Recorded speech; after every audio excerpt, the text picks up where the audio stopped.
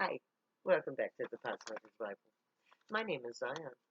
I'm the author of the Potsmaker's Bible, which contains the prophetic book of Zion, where I get my name and authority. Now, today, I'm doing the fifth part of the general reading of the 19th chapter of the Potsmaker's Bible and the 16th chapter of the book of Zion. And this will be the final part of the general reading. So it's going to be short. Okay, let's get this done, all right? So I'm going to take up where I left off. The war on drugs can never be won by the state, not as long as there are drug users who have a desire to use drugs. Trying to stop every single human in the nation from doing drugs is ridiculous. It's just ridiculous. The idea that drugs are illegal because they're harmful is irrelevant, as long as there are legal drugs that are found to be just as or more harmful. Alcohol is proven to be harmful on many levels. It is legal. Opioids are legal drugs that are purposely marketed as illicit. In comparison, marijuana is good for you. And all other drugs that are as bad as legal ones makes the thought of harm hypocritical. How can you tell me not to get high because it's harmful when you have a cabinet full of bottles of little pills that say death as a side effect?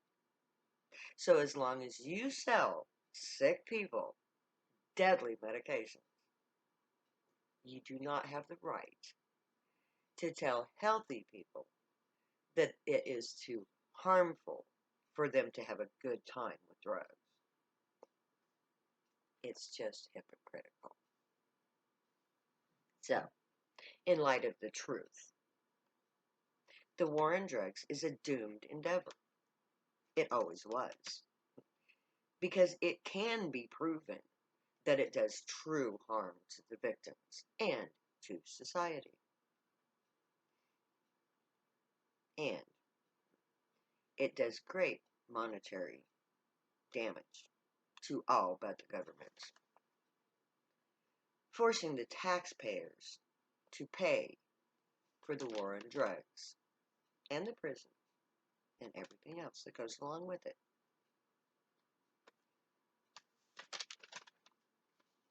The only reason the war on drugs is still raging is because my people allow themselves to remain at the mercy of the state. As long as we remain complicit, the state can do whatever it wants to us, but only as long as we allow it. The moment that we decide that it is over, then it is over. Up until now, my people have suffered in silence, but our thoughts are changing. Our music is a warning, people. We are tired of the crap. We're tired of everything that we take from everybody around us. We have always known that the state is in the wrong, but we did nothing about it until now. This book is a declaration of intent, a manifesto, if you will. I will stand up for my people. I will enter into the fray and I will demand justice. I will tell our side of the story. I will fight the laws, and the others will follow. I could fail. But now that my people have an example to follow, why wouldn't they? Because you see, we have nothing to lose. and everything to gain.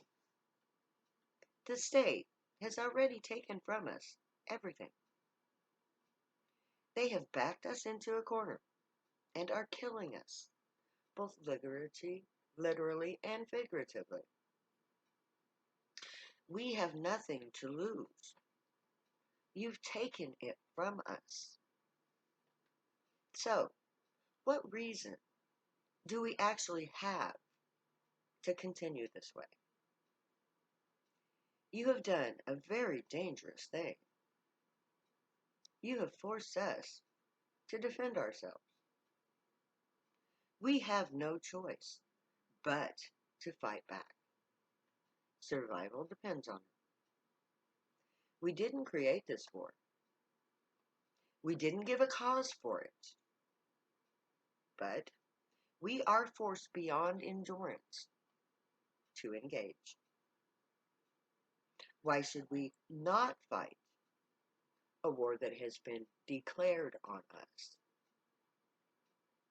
Has there ever been a nation in history that has had a war declared on them that did not fight back? What were Nixon and Reagan thinking would happen when they engaged in acts of war? The use of the word war has changed the entire meaning of the prohibition. It made my people no longer citizens. We are foreigners behind enemy lines, gypsies, refugees, outcasts, criminals, not belonging to any state. So what other nation has ever refused to fight a war declared on them? My point is that my people are in fact a separate people. And by the admission of Ronald Reagan, we are a separate, sovereign nation unto ourselves. Even if my people don't choose to act on my book, that fact remains. The American government created us when they abused us. And in 1982, they gave us the right to fight back. What will the world do when we stand up as one to defend ourselves against those who abuse us? What can anyone do? Now, according to the propaganda, we are capable of anything. There will be a lot of unjustified fear for that very reason. But the reality that I have in mind is as peaceful as the first protesters were in the 1960s. We can rise up without violence, contrary to the world's views. And so ends the general reading of the 19th chapter of the Potsmoker's Bible, which discusses the 16th chapter of the book of Isaiah. And so next time, we will start with Psalms 91, 3 to 6.